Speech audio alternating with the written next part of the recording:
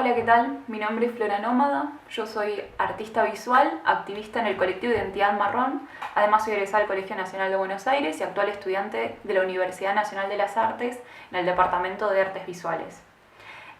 Nosotros en el colectivo Identidad Marrón lo que hacemos es luchar por los derechos y las oportunidades de las personas marrones indígenas. Somos hijes, nietes y descendientes de personas indígenas, personas originarias campesinas. Bueno, en este video lo que vamos a charlar un poco es el tema de la educación y la deuda que hay con las personas racializadas por una cuestión de, bueno, de ver cuál es el trato que recibimos, cómo es que interactuamos con las personas y cómo es que se resuelven o si se resuelven o no las problemáticas que hay con las personas racializadas. Cabe aclarar que este video no es solamente como contando mi experiencia, sino que de alguna manera mi experiencia no es solo única, sino que se entiende como una experiencia que cumple con un determinado patrón, porque no es que solamente me ocurrió a mí, sino que le ocurrió a más personas. Esto no es una excepción, esto es algo que se repite y que al ser algo que se repite tiene que ser algo que tiene que ser atendido por el Estado, que tiene que ser atendido por los educadores mismos y por toda la comunidad educativa.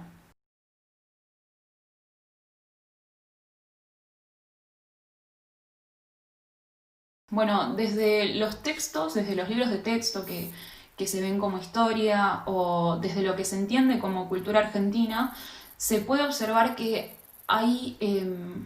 que se tiende a invisibilizar a las comunidades indígenas preexistentes al Estado moderno argentino y de alguna manera se termina entendiendo a las personas marrones indígenas como si fuesen la otredad, como si no fuesen del territorio, como si fuesen de otro lado. eh, y,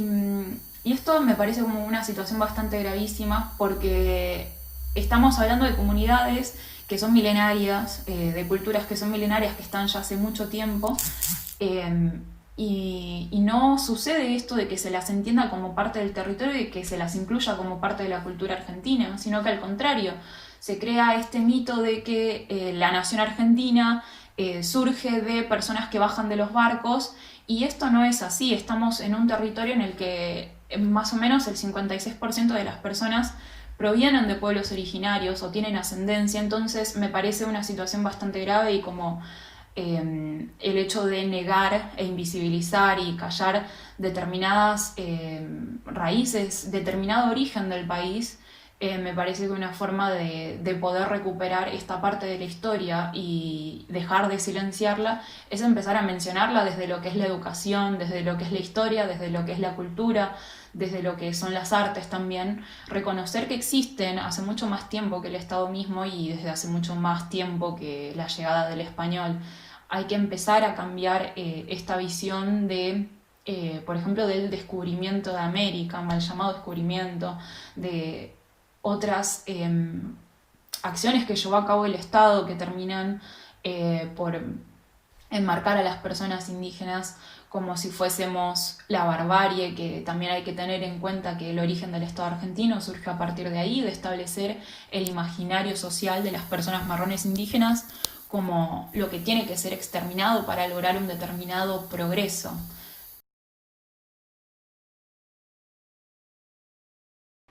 Bueno, mi experiencia como estudiante, también de ir recordando desde la primaria, fue como ver estas situaciones de violencia física, verbal, psicológica que algunos compañeros ejercían por sobre las personas racializadas, y estoy hablando como de otros compañeros que eran marrones, que eran hijos de migrantes. Entonces, de ver estas situaciones también uno empieza a generar determinada vergüenza por sus orígenes, empieza a callarse, empieza a sentirse tímido, empieza a tener miedo de hablar, y también ver cómo los docentes no hacían nada al respecto, cómo lo tomaban como si fuese, bueno, como una pelea entre niños y,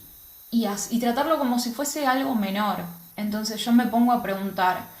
¿qué pasa después con esas personas? ¿Qué pasa después con las personas que ejercen violencia? a personas racializadas, crecen pensando que esto está bien o que esto es lo normal y me parece que no tiene que ser así, que tiene que haber una especial atención a este tipo de situaciones o tiene que haber atención directamente, ni siquiera especial. Tenemos que empezar a tener en cuenta que, que los estudiantes son niños, son personas, son jóvenes, son personas en formación que no pueden dejar pasar este tipo de acciones, que tiene que haber alguna acción al respecto. Y con esto me refiero a políticas estatales que puedan generar una perspectiva antirracista, que puedan haber capacitaciones para los docentes para poder enfrentar estas situaciones de violencia en el aula.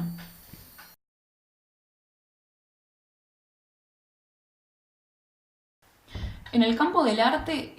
lo que predomina es la invisibilización de las personas artistas marrones indígenas. En general, si bien se ve arte indígena, en su mayoría lo que tiene más visibilización o se ve más compartido, se nota que tiene mayor alcance, es el arte que si bien es indígena, es arte que es representada por personas blancas. Entonces yo me pongo a pensar en como, bueno, es como si les gustaran nuestra cultura, nuestras culturas, pero si viene de determinado sector, blanco, clase media, alta. Y creo que una de las posibilidades que podrían ampliar las perspectivas es no solo entendernos como una... como comunidades que llaman la atención o algo por el estilo, que ahí empieza a caerse como en la exotificación, sino entendernos como personas que crean, como creadores de arte, como sujetos que crean arte, y que también se puedan abrir esos espacios, que no sean solo ocupados por un determinado sector que cumple con una clase social y económica. Creo que la multiplicidad de voces marrones también va a poder abrir las diferentes perspectivas y las diferentes representaciones para no permitir bueno, que solamente se cumplan unos determinados arquetipos o que se representen determinados arquetipos respecto a nosotros, que son muy limitados, que son escasos. Creo que ampliar las perspectivas va a permitir un mayor rango de representatividad en las personas marrones indígenas.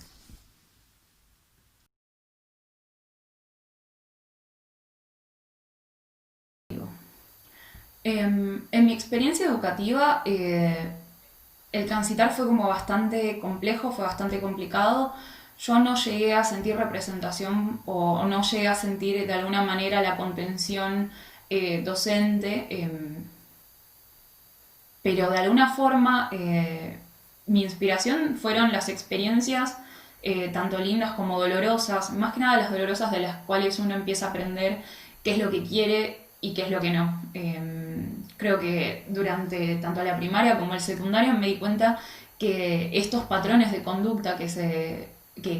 por los cuales nosotros estábamos atravesando, o las personas con mi color de piel, con mis rasgos, de mi estrato social, vivían, no me parecía algo que tenía que normalizarse, me parecía algo que tenía que cambiar y modificarse. De alguna forma aprendí de la resiliencia a no dejar que esto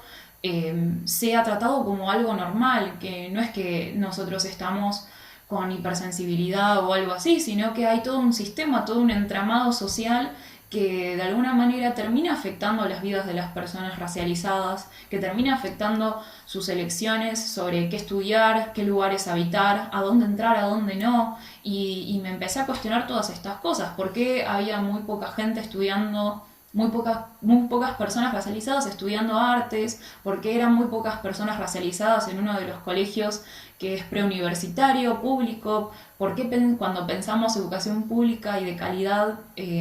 pensamos en un determinado sector social y económico, clase media, blanca, y no puede ser esto que es un bien público, que es un derecho para el resto de las personas, para personas racializadas. Entonces, todos estos cuestionamientos que fueron apareciendo durante la juventud, durante la adolescencia, permitieron de alguna forma como darme las ganas de cambiar las cosas, de hacer algo que fuese distinto, no solo eso, sino también de empezar a activar porque esto no quede solamente como en mi caso, sino que también ampliar estas posibilidades para otras personas que fuimos encontrando en el camino.